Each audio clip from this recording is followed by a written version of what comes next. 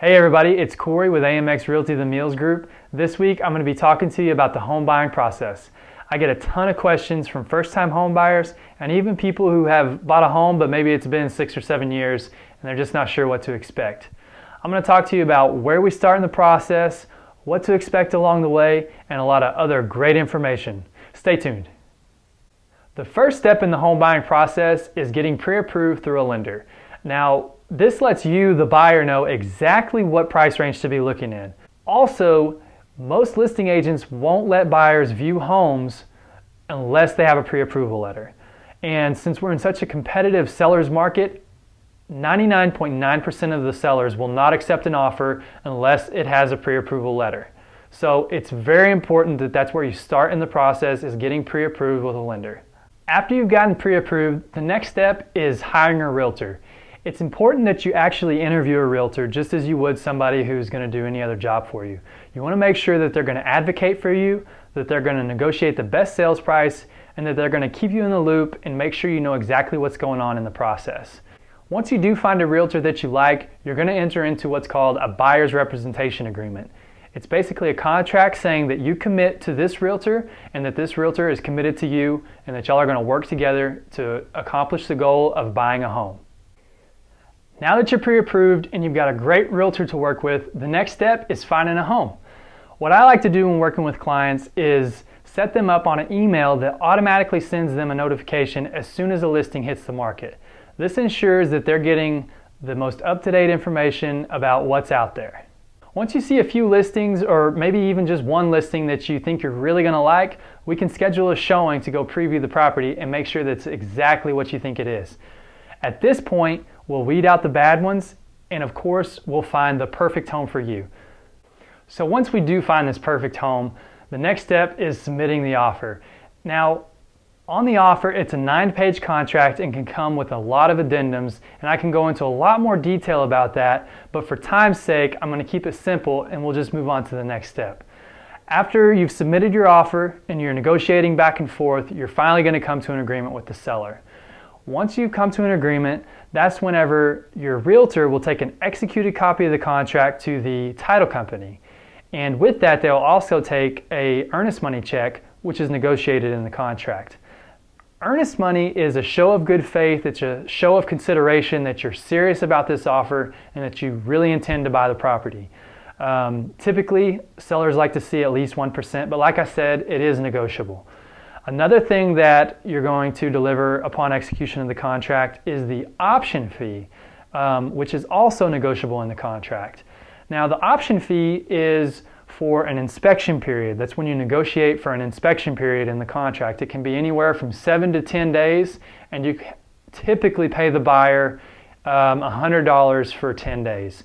Now, the option period is where you, the buyer, can hire a licensed inspector to go in and find absolutely anything that's wrong with the property. And they're going to have like a 20-page report that's, even if it's burned out light bulbs, it's going to be on there.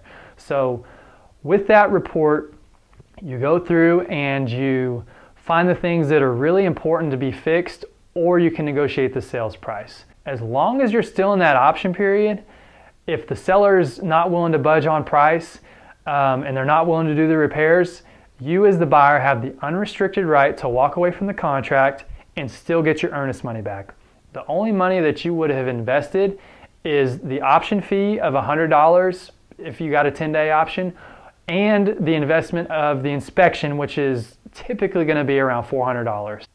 After you get everything to title and you've done your inspection and you've made it through the option fee or the option period and you've negotiated any repairs or price adjustments, the next step is title work. And this is where the title company will do basically a background check on the property that you're fixing to purchase. Make sure there's no judgments against the property, liens, back taxes, or anything like that against the property that's going to add to the liability once you purchase the property.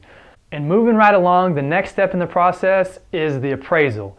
This is when the lender sends out somebody to make sure that the home is actually worth what you're paying for it.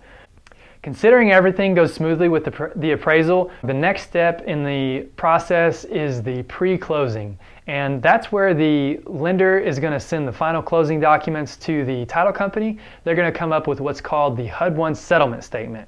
In that statement, there is going to be line items of exactly what credits you're going to get at closing, and also what your closing costs are, anything like that. And you'll know the exact amount that you need to bring at closing. Another thing that we do in the pre-closing process is we do a final walkthrough of the property and make sure that if we requested any repairs, those have been taken care of. And also we just make sure that the property is in move-in condition and it's nice and clean. The last step in the process is closing. On the closing day, you coordinate with the title company what time works best for you. You show up, you sign all the paperwork, and of course the closing escrow officer is going to walk you through all of that and explain anything that you have questions about if need be. You want to be sure and bring your license or some kind of identification, and you also are going to bring a cashier's check with the exact amount that's due at closing, and that'll be on the HUD-1 settlement statement. After that, the lender will file all of the signed documents and they will fund, and the deal will be closed and you will officially be a homeowner. I know I covered a lot of information about the home buying process, and I hope it helps you out and realize that it's not all that complicated once you break it down. If you have any questions related to the home buying process specifically, or any real estate related questions in general, be sure and email me, Cory@themillsgroup.com. Also, be sure and stop by my website, www.themillsgroupntx.com. Thanks, God bless, and have a great day. Hey everybody, thanks for checking out my video. Please like it, share it with your friends, and leave a comment to let me know what you think. Be sure and check out the videos below for other great real estate related content. Also, be sure and subscribe to my YouTube channel, that way you can get up-to-date information when we release new videos. Thanks, God bless, and have a great day.